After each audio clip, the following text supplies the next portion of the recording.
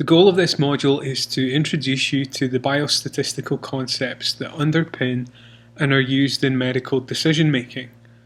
Clinical medicine often involves various kinds of tests or numeric data. The data are used for diagnosis, prognosis, and choosing and evaluating treatments. It's important to minimize errors in the evaluation and interpretation of the data so that they can be used to guide rather than mislead the individuals who provide the care. So what does that look like? How do data inform a diagnosis and guide the decisions being made by the healthcare provider? Let's consider an example involving whether or not to prescribe antibiotics for a patient who presents to you with a sore throat. I have a terribly sore throat, which is getting worse. I've heard that strep throat is going about. Have you been near anyone who has strep throat? Yes. So, can I have antibiotics?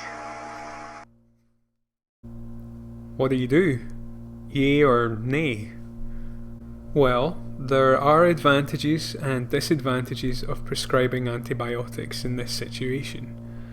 If the patient does have strep throat, giving antibiotics will provide a quicker reduction of symptoms, shorten the duration of illness, and quickly and efficiently eliminate the possibility of spreading the infection to others. Now, although rare, serious consequences of streptococcal infections do occur. Rheumatic fever is associated with heart, joint, and nervous system damage, and serious kidney disease may also be a consequence of strep infection. Both are preventable by rapid antibiotic treatment. However, antibiotics don't treat sore throats caused by allergies or by viruses such as the common cold. And, in fact, 70 to 85% of sore throats are caused by viruses. So, if your patient's sore throat is due to a viral infection, prescribing antibiotics will not help. Another substantial negative is that inappropriate use of antibiotics can lead to bacterial superbugs that are resistant to standard antimicrobial drugs. So is this sore throat due to a bacterial or viral infection? Or is it something else entirely? You conduct a focused history and physical exam of the patient to gather more data in order to further explore the suspicion of strep throat and guide your decision. The patient does have a really sore throat and has said they've been exposed to Streptococcus pyogenes, the bacterium that causes strep throat, but they have no fever, tonsillar exudate, or cervical lymphadenopathy.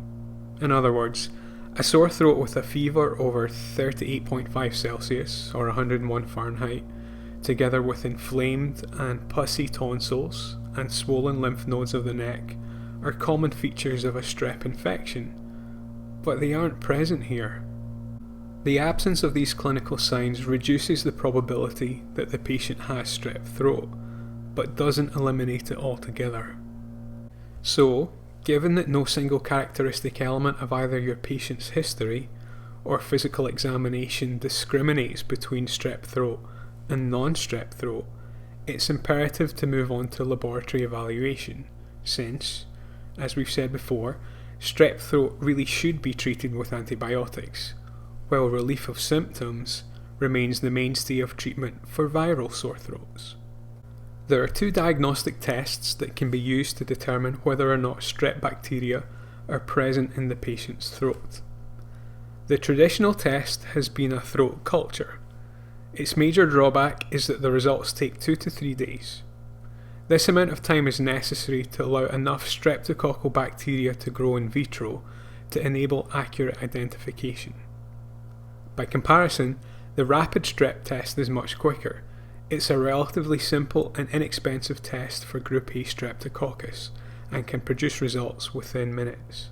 A positive or negative result from a rapid strep test should help guide your decision regarding the patient's request for antibiotics. So, can I have antibiotics? What about situations where there are multiple test options available, which is the case for breast cancer, and you want to identify good options for screening versus diagnosis? Screening is the detection of disease at its earliest stages among asymptomatic persons in the general population, whereas diagnostic tests are used to confirm a diagnosis among persons with existing signs or symptoms of illness. We want to obtain objective evidence of the presence or absence of a particular condition to guide our medical decision making. So how can data and biostatistics help us evaluate which of these 6 tests would be more appropriate for screening rather than diagnosis? The breast self-exam, the clinical breast exam, mammography, ultrasound, and MRI or fine needle aspiration. Looking at them, you probably have some sort of impression or gut feeling about which would make better screening tests. But are you confident in your evaluation? Would objective scientific data support your opinion, or perhaps suggest that you'd been misled? Before we get to that, we should consider the broader question of which biostatistical concepts can help us decide if a test is going to be appropriate or even useful. Regardless of whether the test is a physical examination, a chest x-ray, an EKG, or a blood or urine assay, the same issue arises. How good is the test in separating populations of people with and without the disease in question? 2 important biostatistical concepts that can be used to evaluate scientific tests or measurements or procedures are validity and reliability, which are also known as accuracy and precision. Validity is the degree to which the data measure what they were intended to measure. That is, the degree to which the results of a measurement correspond to the true state of the phenomenon being measured. Another word for validity is accuracy, 2 terms for the same thing. Let's consider a wristwatch as an example. So a watch is a technological instrument that is intended to measure time. A watch that tells the right time has high validity. It is accurate.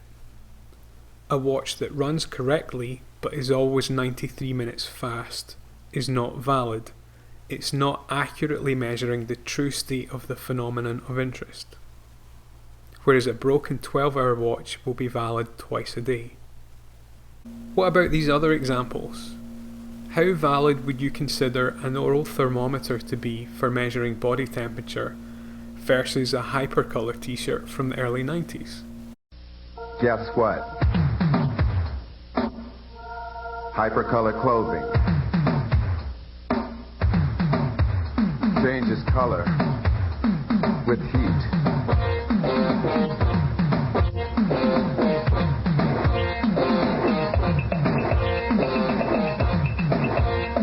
Like this.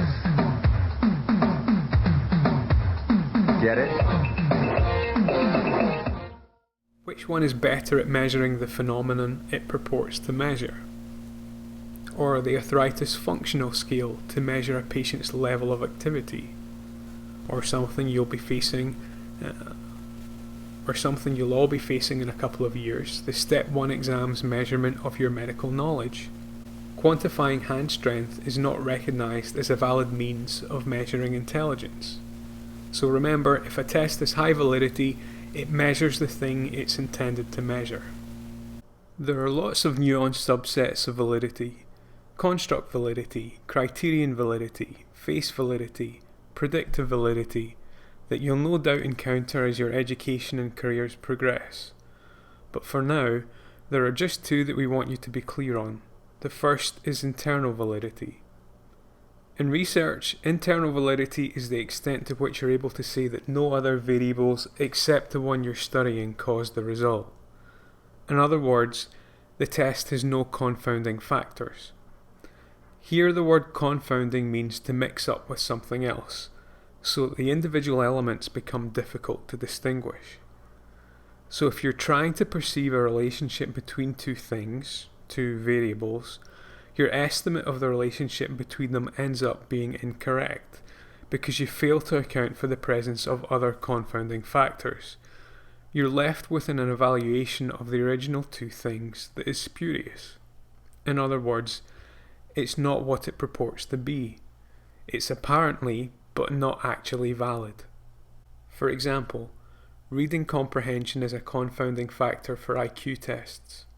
Sean works for a large corporation, and they've hired someone to figure out if more money will mean more productivity for their workforce. In other words, they want to know if they pay Sean a higher salary, will he work more? At first glance, the answer appears to be yes. After all, the people who get paid the most at the company tend to be the ones that come in early and stay late.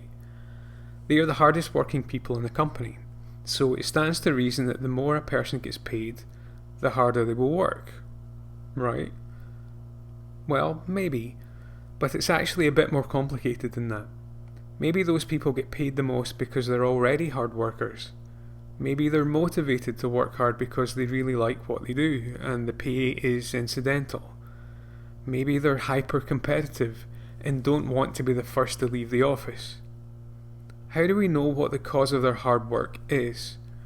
If we're studying the independent variable of pay and the dependent variable of hard work, we want to be able to see that no other reason, no other confounding factors, cause the hard work. Not personality, not motivation, not competition. We want to say that pay, and pay alone, makes people like Sean work harder. Suppose an experimenter observes an increase in the probability of salivating after presenting the smell of delicious food, leading her to conclude that the food smell produces salivation. For this conclusion to be internally valid, the experiment must be designed so that conditions other than the food smell are ruled out as potential causes for the behaviour change. For example, if the sight of the food is presented along with its smell, then an alternative explanation could be that the sight of the delicious food, and not its smell, is responsible for the increased probability of salivating. External validity is related to generalizing. That's the major thing you need to keep in mind. External validity refers to the approximate truth of conclusions that involve generalizations. Put in more pedestrian terms, external validity is the degree to which the conclusions in your study would hold for the population that the sample was drawn from, and for other persons in other places and at other times. A threat to external validity is an explanation of how you might be wrong in making a generalization. For instance, you conclude that the results of your study, which was done in a specific place with certain types of people and at a specific time, can be generalized to another context, another place with slightly different people at a slightly different time. There are three major threats to external validity because there are three ways you could be wrong: people, places, or times. Your critics could come along and argue that the results of your study are due to the unusual type of people who were in the study, or they could argue that it might only work because of the unusual place you did the study in. Perhaps you did your educational study in a college town with lots of high-achieving, educationally oriented kids. Or they might suggest that you did your study at a peculiar time. For instance, if you did your smoking cessation study the week after the Surgeon General issues the well-publicised results of the latest smoking and cancer studies, you might get different results than if you'd done it the week before. Sarah is a psychologist who teaches and does research at an expensive private college. She's interested in studying whether offering specific praise after a task will boost people's self-esteem. If her hypothesis is correct, then giving someone a specific compliment on a job well done after a task will make them feel better about themselves. And if she can show that specific praise post-task boosts self-esteem, then managers at companies everywhere will be able to boost their employees' self-esteem by offering them specific praise. But here's a problem.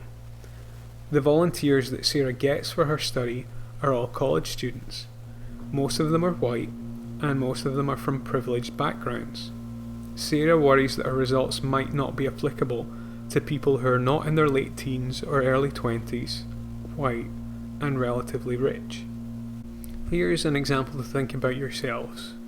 So say you're doing a randomised clinical trial of vitamin D supplements. What might be some threats to external validity? Let's consider another aspect of assessing tests or measurements or procedures, the question of whether a test is reliable or repeatable. Can the results obtained be replicated if the test is repeated? If the test results can't be reproduced, then the value and usefulness of the test are minimal. Reliability is the extent to which repeated measurements of a stable phenomenon get similar results. Reproducibility and precision are other words for this property. Let's think through some examples. When people take a vocabulary test twice, their scores on the two occasions should be very similar. If so, the test can then be described as reliable. To be reliable, an assessment measuring self-esteem should give the same result if given twice to the same person within a short period of time. IQ tests should not give different results over time, as intelligence is assumed to be a stable characteristic. The difference between accurate and precise, or valid and reliable, is commonly visualized using a dartboard or an archer's target. A method is precise when repeated measurements give very similar results. But note that a set of measurements could be quite precise without being accurate if the methodology is not working or an instrument is not calibrated properly. This is the case for figure A. The blue dots are tightly clustered together, showing a high degree of precision. That is, repeated attempts produce similar results, but they have low accuracy because they're far from the bullseye. Figures B through D show the other three possibilities: that a measurement or a method to obtain measurements can be neither accurate nor precise, accurate but not precise, or accurate and precise. Here is another way to visualize these possibilities. The coloured area under the curve represents a series of repeated measurements. It's not a perfect straight line like this because there's always some variability to be expected. Variability in measurements can either be random or systematic. Validity/accuracy quantifies the degree to which measurements are free from systematic error, whereas reliability/precision quantifies the degree to which measurements are free from random error. So in figure A, the area under the curve is leptokurtic in shape, demonstrating a high amount of precision or reliability. In other words, the degree of random error is small. On average, the mean of these measurements, y, lines up faithfully with the true value, x. This means these measurements are free from systematic error or bias, such as a miscalibration. They are valid and accurate. On average, they are measuring the true state of the phenomenon of interest. In figure B, the series of measurements show a similar precision and reliability, but they're inaccurate. Some systematic error is pulling the mean y away from the true value x. In this situation, the validity is low. A laboratory balance, for example, may weigh very precisely, with very little variation between repeated weighings of the same object. But if it's not been zeroed properly, all its measurements may also be too high, causing all its results to be biased, and hence inaccurate and invalid.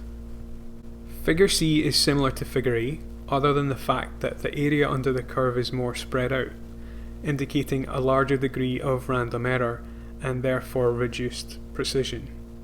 And figure D is both lacking in precision and accuracy. Confidence intervals quantify precision. We looked at this back in module number 9. The width of the confidence interval reflects the precision. The wider the confidence interval, the less precise the estimate. Almost all results, proportions, relative risks, odds ratios, means, differences between means, slopes, rate constants, and so on, can and should be reported with a confidence interval. Whenever you see a value computed from data, ask for its confidence interval. The reliability of a test influences the extent to which a single measurement may be taken as a definitive guide for making a diagnosis. In the case of a highly reliable test, such as a patient's weight, one measurement alone may be sufficient to allow a physician to make a diagnosis, such as obesity. But if the test is unreliable in any way, this may not be possible. The inherent instability of many biomedical variables, such as blood pressure or blood glucose, often makes it necessary to repeat a measurement at different times, and to use the mean of these results to obtain a reliable measurement and make a confident diagnosis. A test's accuracy is considered in relation to some way of knowing whether the disease is truly present or not, a sounder indication of the truth, often referred to as the gold standard. The gold standard is a procedure that is generally accepted as being able to identify the true condition, disease or disease-free, of a patient. Because it's almost always more costly, more dangerous, or both, to use more accurate ways of establishing the truth, clinicians and patients prefer simpler tests to the rigorous gold standard, at least initially. For example, chest x-rays and sputum smears are used to determine the cause of pneumonia, rather than bronchoscopy and lung biopsy for examination of the diseased lung tissue. EKGs and blood tests are used first to evaluate the possibility of acute myocardial infarction, rather than catheterization or imaging procedures. In practice, neither validity nor reliability are usually in question in routine medical lab testing.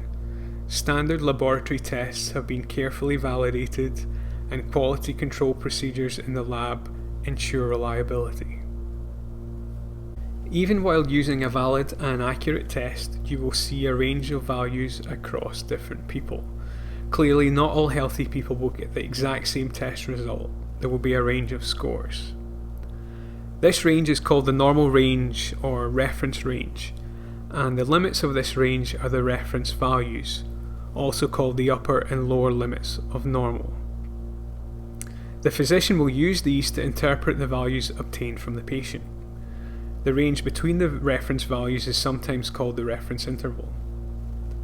The normal range of a biomedical variable is often arbitrarily defined as the middle 95% of the normal distribution.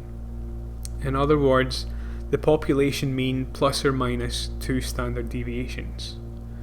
Now, there's nothing inherently pathologic about the 5% of individuals outside this quote-unquote normal range. Typically, there are some healthy people who have, again quote-unquote, abnormally high or abnormally low values. And it's also worth remembering that many biological variables turn out to be skewed rather than normally distributed in the population. For example, this figure is from a study concerning the hematological parameters of newborn umbilical cord blood. Umbilical cord blood is obtained when a mother donates her infant's umbilical cord and placenta after birth. It's a major source of hematopoietic stem cells. They can be used in a transplantation procedure to re-establish hematopoietic function in patients whose bone marrow or immune system is damaged or defective. On the right, you can see the normal reference range values provided. Let's pause for a minute and see where we are thus far. The core intent of this module is the idea that clinical medicine often involves various kinds of tests or numeric data. The data are used for diagnosis, prognosis, and choosing and evaluating treatments. We've said that it's important to minimize errors in the evaluation and interpretation of the data so that they can be used to guide rather than mislead the individuals who provide the care, like when to give or not to give antibiotics for a sore throat. We've covered the fundamental biostatistical concepts of validity, reliability, the gold standard, and reference ranges, which are essential to the task of deciding how good tests are at separating populations of people with and without the disease in question. In a perfect world, medical tests would always be correct. For example, women could undergo a diagnostic test that would unequivocally determine whether breast cancer was present, and the test would have no side effects. A positive test result would indicate that cancer was present, and a negative test result would indicate that cancer was absent. In reality, however, every test is fallible. Clinical tests can report two possible results: normal or abnormal. There are two ways such a test can go wrong: false positive or false negative. Ideally, we would like all of the tested subjects to fall into one of two categories: people with the disease who are correctly called positive by the test, i.e. true positives, and people without the disease who are correctly called negative by the test, true negatives. Unfortunately, such is rarely, if ever, the case.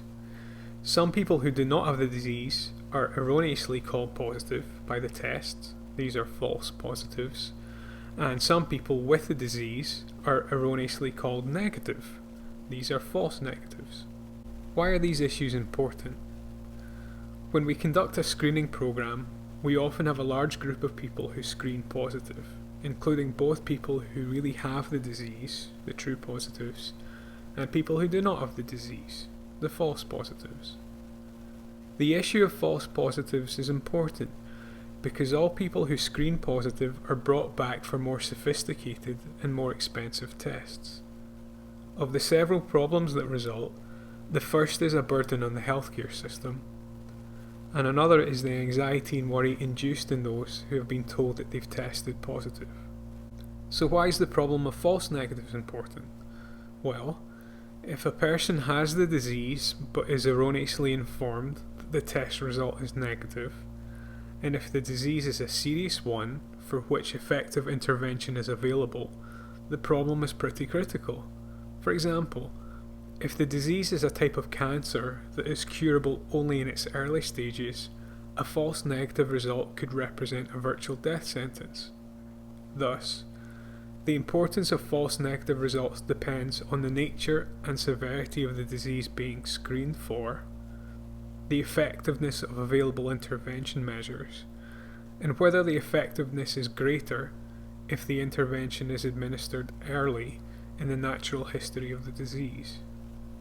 A false positive is an example of a type 1 error. The test, quote-unquote, found something that wasn't really there. A false negative is an example of a type 2 error. The test failed to find something that really was there. A simple mnemonic to help you remember this is that the word positive has one E in it, which corresponds to a type 1 error, whereas the word negative has two E's in it, corresponding to a type 2 error.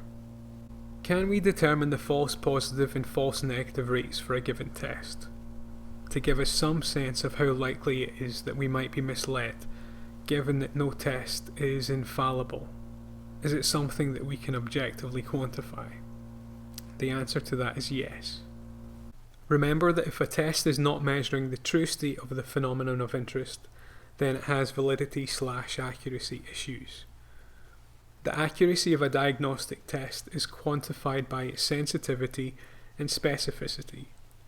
Sensitivity and specificity are both measures of a test's validity, its ability to correctly detect people with or without the disease in question. Sensitivity is the fraction of all those with the disease who get a positive test result. Sensitivity measures how well the test identifies those with the disease. If a test is high sensitivity, it will pick up nearly everyone with the disease. Specificity is the fraction of those without the disease who get a negative test result. Specificity measures how well the test identifies those who don't have the disease. If a test has very high specificity, it won't mistakenly give a positive result to many people without the disease. Let me try and illustrate these concepts visually. Hue is the property of colours by which they're seen as ranging from red through orange, yellow, green, blue, indigo and violet as determined by the dominant wavelength of light. One of these 81 squares has a different hue from its neighbours. Can you tell which one it is? Test sensitivity in this colourful analogy is how well your eyes identify the square with the abnormal hue. If you fail to identify the abnormal square, you will have generated a false negative. Let's look at a bunch of these and I'll make it progressively easier so you don't think I'm pulling your leg.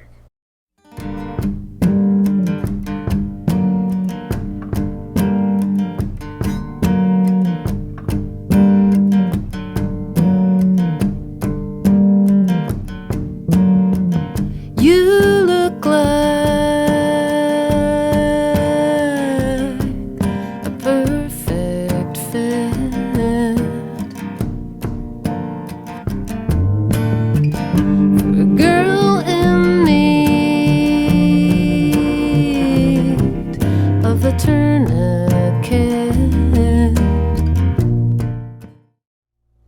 So sensitivity is the fraction of all those with the disease who get a positive test result. Sensitivity measures how well the test identifies those with the disease. If a test is high sensitivity, it will pick up nearly everyone with the disease. The lower a test sensitivity, the greater is its chance of generating false negatives. The true positive rate is equal to sensitivity, whereas the false negative rate is equal to 1 minus the sensitivity. Now let's try and illustrate specificity. Specificity measures how well the test identifies those who don't have the disease. It's a measure of the true negative rate. Our cartoon guy is super freaked out about Lyme disease. Let's have him test all the animals he can find.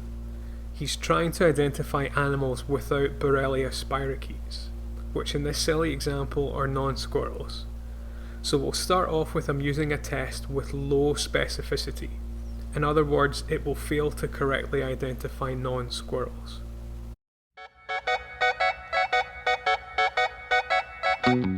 Squirrel. Squirrel. Squirrel. Squirrel. Squirrel. Squirrel. Squirrel. Squirrel. So in this low specificity example, the test struggled to correctly identify non-squirrels. It produced positive results for all the mammals, not just the pesky Borrelia-ridden squirrels. The lower a test specificity, the greater is its chance of generating false positives. For the sake of completeness, let's have him modify his test machine to give it high specificity and try again. This time, the high specificity test should have a high true negative rate. In other words, it should no longer identify non-squirrels as squirrels. Squirrel. Squirrel. Squirrel. Squirrel. Squirrel. Squirrel. Squirrel. Squirrel. The true negative rate is equal to specificity, whereas the false positive rate is equal to 1 minus the specificity. Now let's get to the actual calculation part of sensitivity and specificity. It's common to use a 2x2 table for these calculations. In other words, a 2x2 grid of 4 boxes. The horizontal rows indicate the test results. The top row is for the number of patients that receive a positive test result, and the bottom row for those who receive a negative test result. The vertical columns indicate the numbers for those who truly do or do not have the disease of interest. The left-hand column for those in which the disease is genuinely present, and the right-hand column for those in which the disease is genuinely absent. Sensitivity is the number of people with a positive test who truly have the disease, divided by the total number of people tested who truly have the disease, or A divided by A plus C. Specificity is the number of people with a negative test who truly don't have the disease, divided by the total number of people tested who truly don't have the disease, or B divided by B plus D. Let's go through a couple of examples. Let's consider the sensitivity and specificity of mammography and fine needle aspiration. These are the results from a study published in 1988. 63,459 women in total participated in the study. 1,117 had a positive mammogram, while 62,342 had a negative result.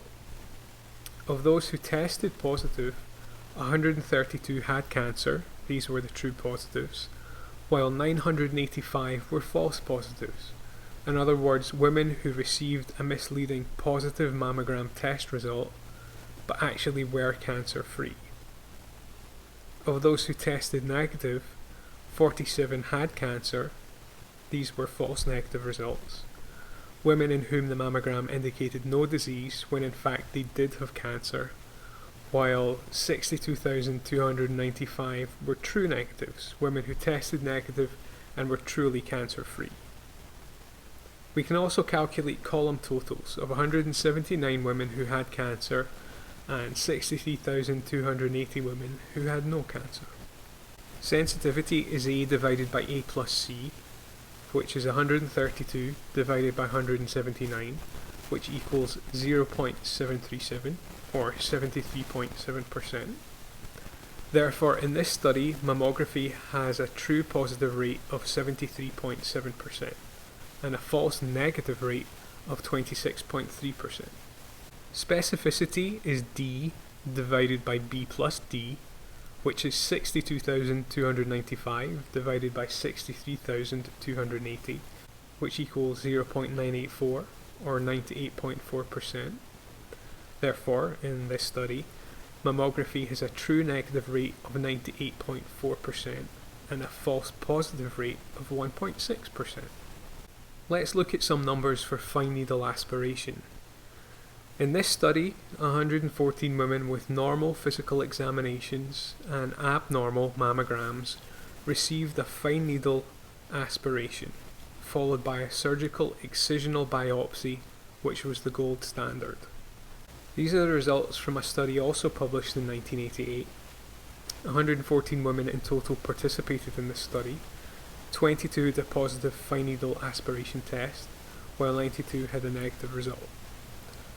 Of those who tested positive, 14 had cancer, true positives, while 8 were false positives, in other words, women who received a misleading positive fine needle aspiration result, but actually were cancer-free.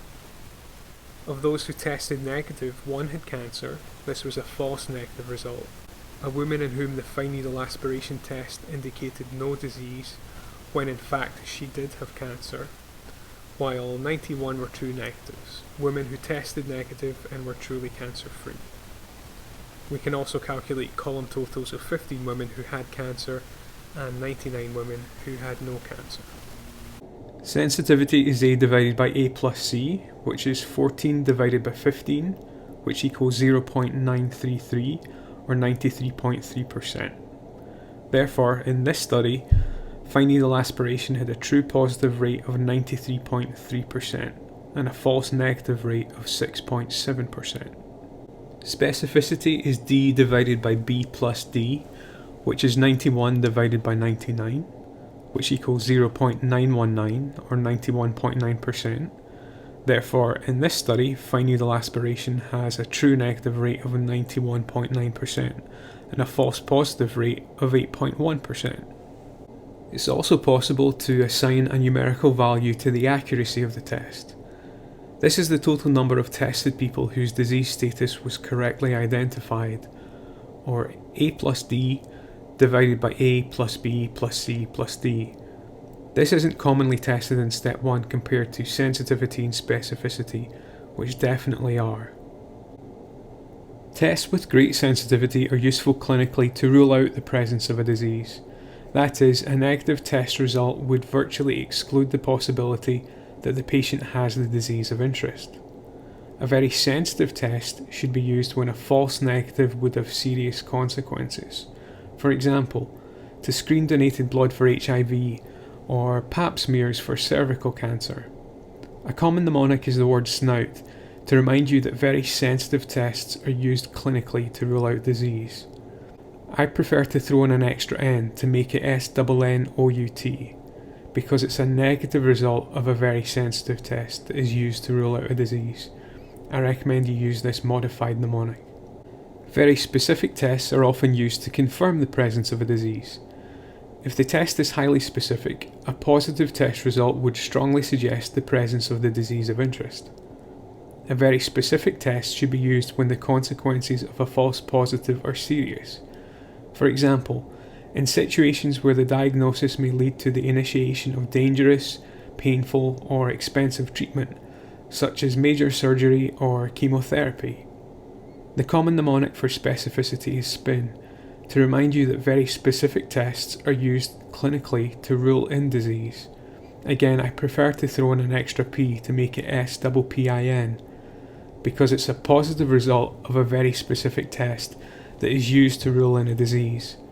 Like I said before, I suggest you use this version to avoid potential confusion. Another factor that can influence the false positive and false negative rate is the cutoff level chosen for a given test. The cutoff point is the threshold at which a test result is considered to change from negative to positive. As an example, let's say we're measuring serum calcium levels to test for hyperparathyroidism, which is a calcium metabolism disorder. If we test a large number of people from the general population and plot the results, we'll produce a bimodal distribution. There are two peaks. One represents the non-diseased individuals who centre around 10 mg per deciliter, and the other represents those with hyperparathyroidism. Their distribution of serum calcium centres around 12 mg per deciliter. Notice that the two distributions overlap. We can be confident that a person with a calcium level below point A is unlikely to have hyperparathyroidism, while someone with a calcium level above point B is likely to have the calcium metabolism disorder. What about those in between A and B? More specifically, what about the folks with calcium concentrations between 10 and 11 mg per deciliter? Because of the overlap, we need to set some sort of cutoff point at which a test result is considered to change from negative to positive. Let's make it 10.7. This means we're going to choose to interpret a test result of 10.7 or higher as an indication of hyperparathyroidism, while a lower value, less than 10.7, is a negative result, and we will deem the patient disease-free. However, if a person who truly belongs to distribution A has a calcium concentration of 10.8 and is deemed by our cutoff to have the disease, this would be a false positive. This person came from the healthy population, but just happens to have serum calcium levels more than 2 standard deviations away from the average person in population A. The position of the cutoff value relative to the overlapping region influences the number of false positive or false negative test results generated when the test is used in the general population. On one hand, if the threshold is set high, some individuals with low test values or mild forms of the disease will be missed. The sensitivity will be low, but the specificity will be high. Few of the positive results will be false positives, but many of the negative tests will be false negatives. On the other hand, if the threshold is set too low, most individuals with the disease will be detected, but the test will also mistakenly diagnose many normal individuals as abnormal. The sensitivity will be high, but the specificity will be low. Few of the negative results will be false negatives, but many of the positive results will be false positives.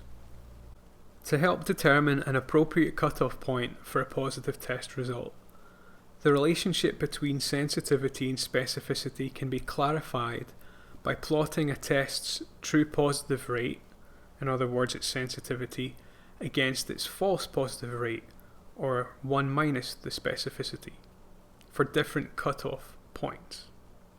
Such a plot is a receiver operating characteristic curve. Why the odd name?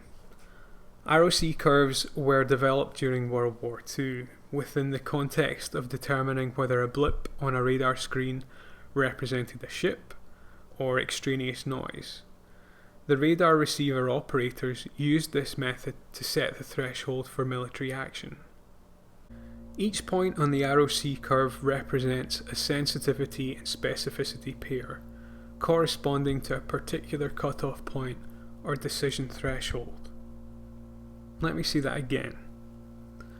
Each point on the ROC curve represents a sensitivity and specificity pair, corresponding to a particular cutoff point or decision threshold. It's a common mistake when you're seeing one of these curves for the first time to think we're plotting different test results for a bunch of patients. We're not.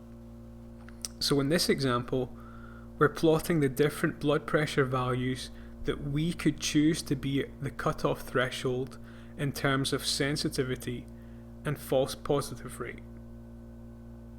So again, to stick with this example, a cutoff threshold of 160 millimeters of mercury for high blood pressure would result in the test having a sensitivity of 40% and a false positive error rate of approximately 5%. If instead we lowered the cutoff threshold value that separates normal from abnormal to 150 millimeters of mercury, the sensitivity would be roughly 57% and the false positive rate about 10%. The ROC curve shows how severe the trade-off between sensitivity and specificity is for a test, and can be used to help decide where the best cutoff point should be. Generally, the best cutoff point is at or near the shoulder of the ROC curve, unless there are clinical reasons for minimizing either false negatives or false positives. It's also possible to use ROC curves to help you evaluate the quality of multiple tests available for a given disease. So in this diagram we have plotted ROC curves for 4 different tests. A test that discriminates perfectly between the presence and absence of disease would have an ROC curve that passes through the upper left corner. In other words, it would be 100% sensitive and 100% specific. So the closer the curve is to the upper left corner, the higher the overall accuracy of the test. The curve represented by the black circles is the closest to this ideal. A completely random test, for example, tossing a coin to determine if a patient has hyperparathyroidism, would give an ROC curve represented by the white squares. It offers no benefit. The shape of the curve therefore reflects the quality of the test. The better the test, the more the curve moves to the upper left. This can be quantified in terms of the area under the curve. The worst case is 0.5 and the best is 1. A good test is one with a high rate of true positives and a low rate of false negatives over a reasonable range of cutoff values. In other words, it has a high AUC as the curve moves towards the upper left corner. As a rule of thumb, an AUC of 0.5 to 0.6 is almost useless. 0.6 to 0.7 is poor, 0.7 to 0.8 is fair, and 0.8 to 0.9 is very good. The AUC reflects the test's ability to discriminate between those with and without disease. ROC curves can be used for 2 purposes: to allow different tests and/or different cutoff points to be compared. Let's look at another clinical example. Here are 2 ROC curves for 2 emergency diagnostic tests for congestive heart failure. This is a common, costly, and potentially fatal condition that occurs when the heart is unable to pump sufficiently to maintain blood flow to meet the body's needs. BNP is both more sensitive and more specific, with a larger area under the curve of 0.89 than that for ejection fraction, which is an AUC value of 0.78. It's also easier and faster to obtain BNP levels in an emergency setting compared to determining the ejection fraction. When the sensitivity of a test is known, it answers the question, if the patient has the disease, what is the ability of the test to discover this? When the specificity of a test is known, it answers the question, if a patient is free from the disease, what is the ability of the test to discover this? These are the kinds of questions an epidemiologist might ask when screening for a disease. The epidemiologist wants to know, for example, how good a test is at detecting the presence or absence of HIV infection, and what percentage of women with breast cancer will be detected with a mammogram. However, these are not the kinds of questions that the practicing physician or the patient typically asks. When faced with a test result, they want to know how likely it is that the disease really is present or absent. That is, if the test is positive or negative, how likely is it that the patient really has or doesn't have the disease? This is a different question altogether, and answering it requires knowledge of the predictive value of the test. Sensitivity and specificity are descriptors of the accuracy of a test. Two measurements concerning the estimation of the probability of the presence or absence of disease are the positive predictive value and the negative predictive value. Knowing a test's positive predictive value allows us to answer the question, given that the patient's test result is positive, how likely is it that he or she really does have the disease? And knowing a test's negative predictive value allows us to answer the question, given that the test result is negative, how likely is it that the patient really does not have the disease? And once again, this is the kind of information a patient is concerned about. Calculating these values is similar to the calculations used for sensitivity and specificity. The PPV is the number of people with a positive test who truly have the disease, A, divided by the total number of people who tested positive, A plus B. MPV is the number of people with a negative test who truly don't have the disease, D, divided by the total number of people who tested negative, C plus D. Let's calculate the positive and negative predictive values for the mammogram and fine needle aspiration examples from earlier. The positive predictive value is 132 divided by 1117, which equals 0.118 or 11.8%. This means, for this particular study, if a patient has a positive mammogram result, the probability of them truly having breast cancer is only 11.8%. The negative predictive value is 62,295 divided by 63,342, which equals 0.999 or 99.9%. This means, for this particular study, if a patient has a negative mammogram result, the probability of them not having breast cancer is 99.9%. So for this particular study population, mammograms would be very effective screening tests. A physician could be confident that a patient with a negative result is very, very unlikely to have breast cancer. On the other hand, a mammogram would not make a good confirmatory test. If only 11.8% of those who tested positive truly have breast cancer, you would want to do additional testing before initiating treatment in order to distinguish the majority of false positives from the fewer true positives. Let's look at the predictive values for the fine needle aspiration. The positive predictive value is 14 divided by 22, which equals 0.636 or 63.6%. This means, for this particular study, if a patient has a positive fine needle aspiration result, the probability of them truly having breast cancer is 63.6%, close to 2/3 likely. The negative predictive value is 91 divided by 92, which equals 0.989 or 98.9%. This means, for this particular study, if a patient has a negative fine needle aspiration result, the probability of them not having breast cancer is 98.9%. Sensitivity and specificity can be considered inherent characteristics of the test being used and are relatively fixed.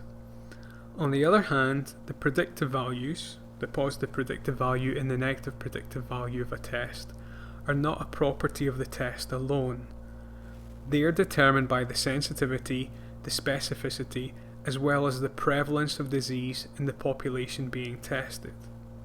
Prevalence is a measure of the commonness or rarity of a disease, and we'll talk more about that in module number 12.